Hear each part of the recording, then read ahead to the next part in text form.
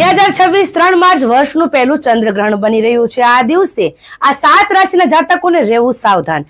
ચંદ્રગ્રહણનો સૂતક કાલ સવારે 6:20 થી શરૂ થશે અને સાંજે 6:46 પૂર્ણ થશે।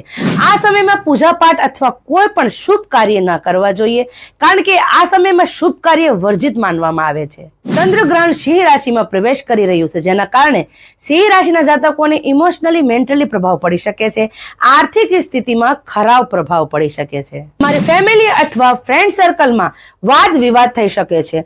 તો આ 7 રાશિના જાતકોને ખાસ કરીને 3 માર્ચ સાવધાન રહેવાની જરૂરી છે।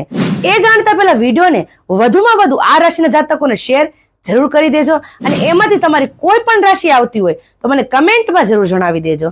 પહેલી રાશિ આવે છે મેષ રાશિ, બીજી રાશિ આવે છે કન્યા રાશિ, ત્રીજી રાશિ આવે છે સિંહ રાશિ, ચોથી રાશિ આવે છે વૃશ્ચિક રાશિ, પાંચમી રાશિ આવે છે ધનુ રાશિ, છઠ્ઠી રાશિ આવે છે કુંભ રાશિ અને સાતમી રાશિ આવે છે મીન રાશિ।